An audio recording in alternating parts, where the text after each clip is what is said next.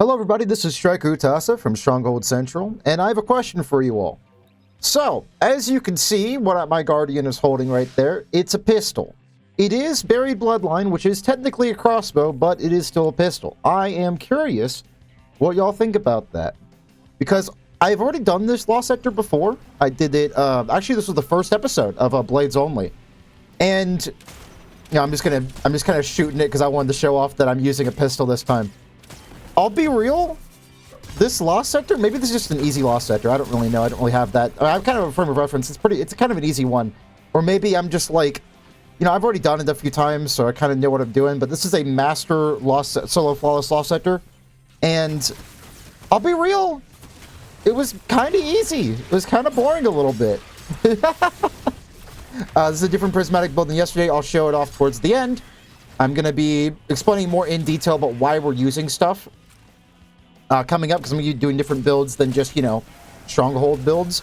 I want to do more in-your-face, up-close and personal type builds. That's what I want to do on this channel.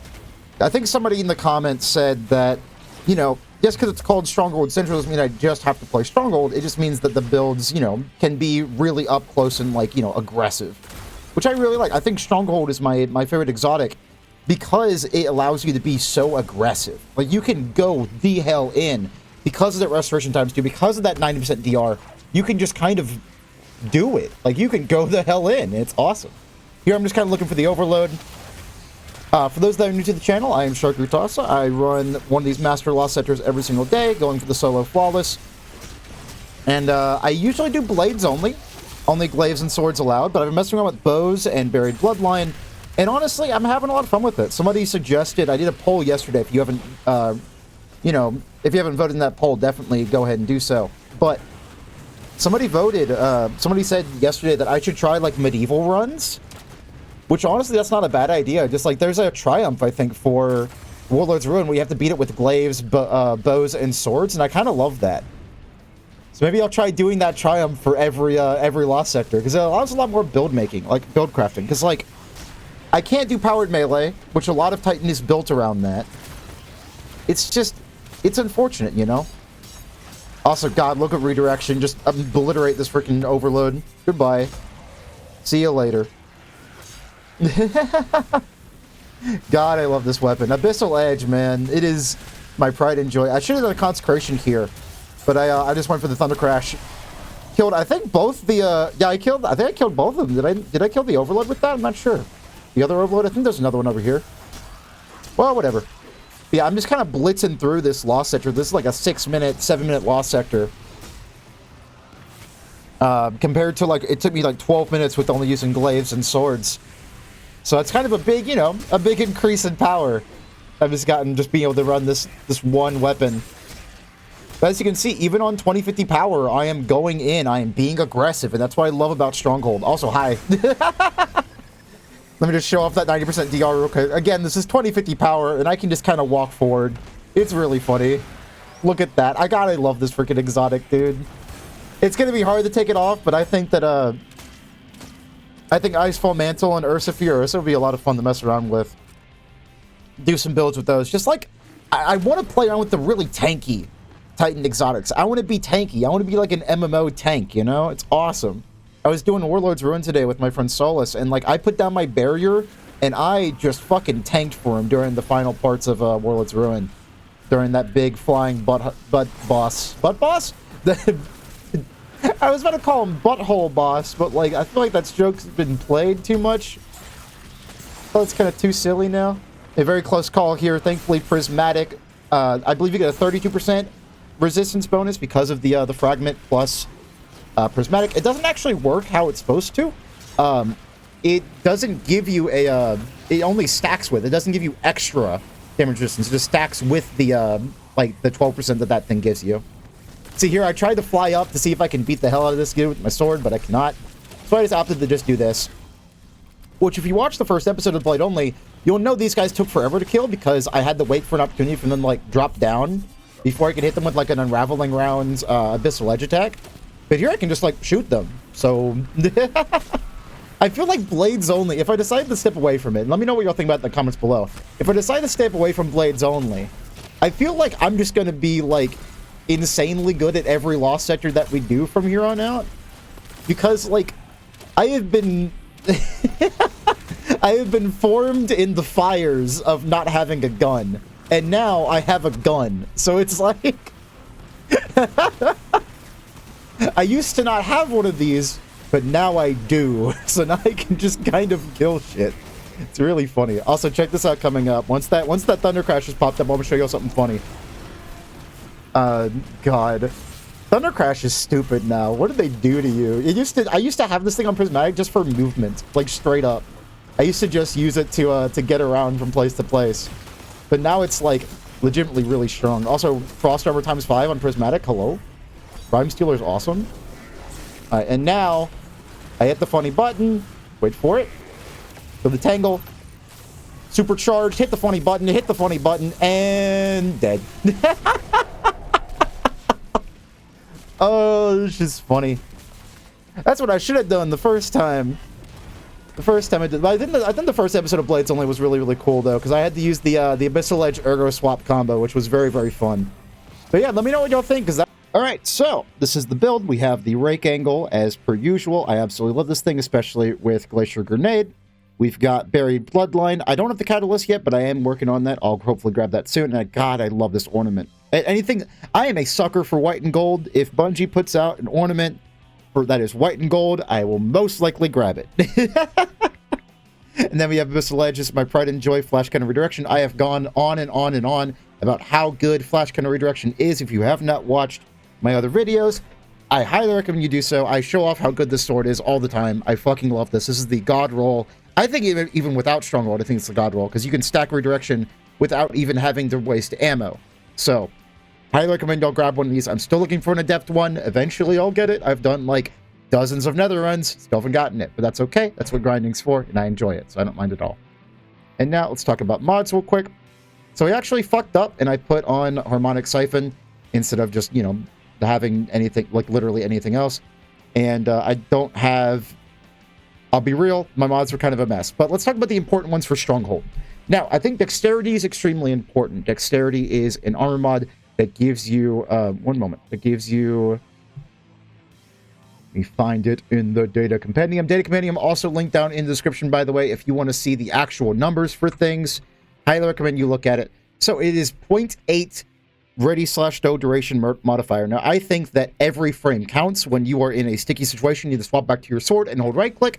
So definitely pick these up. I probably would have done a stasis one instead for this particular build. I think this build is a lot better when you are rocking an Ergo Sum and the Call. I think this is the optimal Prismatic Stronghold setup. These three weapons right here, because you get a ton of light energy from your Ergo Sum, you get a ton from the Call and Abyssal Edge, so you can just stay in Transcendence all the freaking time. And, you know, the second you get out of it, you do a caster frame with this, you get like half your energy back. You do another one, you get a full energy bar back. You do the Call, you do Abyssal Edge, and then you're back to being Transcendent, which is fantastic.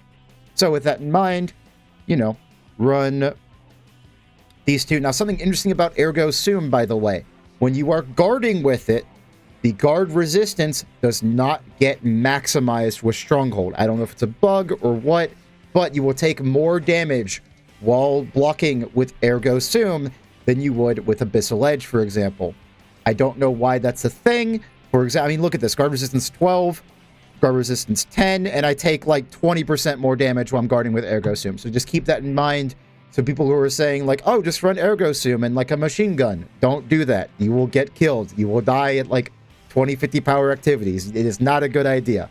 Now, well, I guess you can do it at lower level stuff if you just want to blitz through something. Like if you're fighting a Tormentor, then definitely go for that. But for like actual high level Stronghold gameplay, I would not recommend it. Always have a power sword. It's very, very important.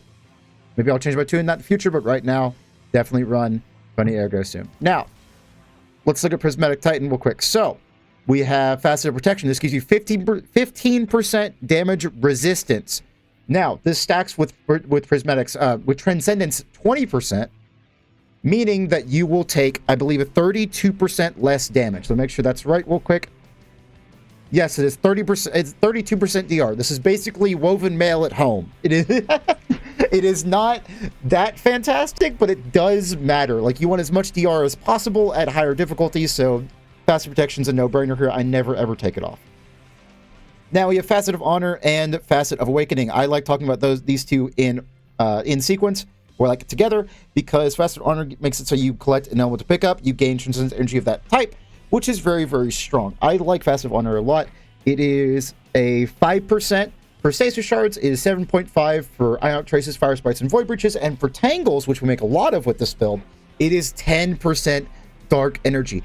Every time you throw a Tangle, you're getting 10% Dark Energy back, which is fantastic, especially with this bad boy here. Rapidly hitting targets with light or darkness damage or super final blows generates an elemental pickup of these matching damage type. So, we're making a ton of Fire Sprites, we're making a ton of Tangles, and then we're getting a ton of energy. Meaning we can stay in Transcendence very often, which means you get the 32% damage reduction very often. Are you following me? Hopefully you are. That also means we can proc Ergo Sum's Catalyst as well, so keep that in mind. Now, I did not use this exact build in the Lost Sector, but I might actually do another run with it, actually. I might do that. I might get rid of the old Lost Sector footage and do another run with these bad boys. Now, we have Facet of Defiance. Now, this one, I actually really like it with the Blade Fury. I didn't use that during the actual Lost Sector itself, but with Blade Fury, you can sever. And if you didn't know, severing on finishers is crazy, because you finish one enemy in like a group of a ton of them, and then all of a sudden, everyone in that group is doing 40% less damage. That means you have way more effective HP, because you can give yourself all the DR in the world, but making enemies do less damage is always going to be more effective, because instead of having, let's say I have 50% DR and the enemy does 100% damage, well, it only has 50% DR.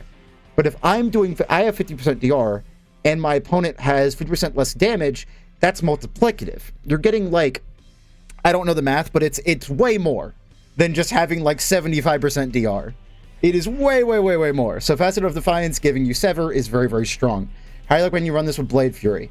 But I want to run Thunderclash, this for the flying enemy, because he's kind of an asshole. So, we have Facet of Defiance, very, very strong. Now we have Facet of Hope. Now, I'm not sure about this one. So, its description on the data compendium, again, linked down below, is grants 40% additional class ability regeneration rate while affected by one elemental buff. But it grants 60% when affected by 2 elemental buffs. Now, we all know when you use Stronghold, you get ×2 restoration. So, restoration ×2. Does that count as 1? Does that count as 2? Is it 2 separate elemental buffs? Or is it just 1 because it's just restoration, but again? So this is either giving you 40% or 60% additional class ability regeneration rate, either you with Stronghold applied, but we'll see in the future we can get Radiant as well, so it'll be decent either way. 40% is still amazing, by the way. I'd still take it even if it was just 40%. And combined with Thruster, that cooldown is going to be fantastic. And with Dringer's Lash, you're going to be suspending enemies constantly. Now we have Facet of Dawn. Powered melee hits against targets makes you Radiant. Powered melee final blows makes you and nearby allies Radiant. Now this is a fantastic one. It just gives you barrier piercing. Like, it's just free barrier piercing, basically. And you get more damage. I've got how much does Radiant buff your damage? Let me check. 20% weapon damage. Look at that. And since swords are weapon damage, that's 20% sword damage. Look at that. That's basically Banner of War in your back pocket. Look at that. Now, we have Consecration. I'm probably going to get flack. Well, I'm probably not going to get flack. Y'all have been very, very nice. Left a lot of positive comments on these kinds of videos. But Consecration on Prismatic is just kind of a no-brainer, unfortunately. Like, it's just how Prismatic Titan is set up. How am I not going to run Consecration on this bad boy? Like, Unbreakable's cool as hell. I love Unbreakable. I think it's dope as shit. But it's Consecration, man. I get 3 of them. Like, when they first made Solar Titan, they weren't like, yeah, let's balance Consecration so if in the future you might be able to do 3 of them in a row. Like, this is just so incredibly broken, and it's been nerfed like 3 times, I think.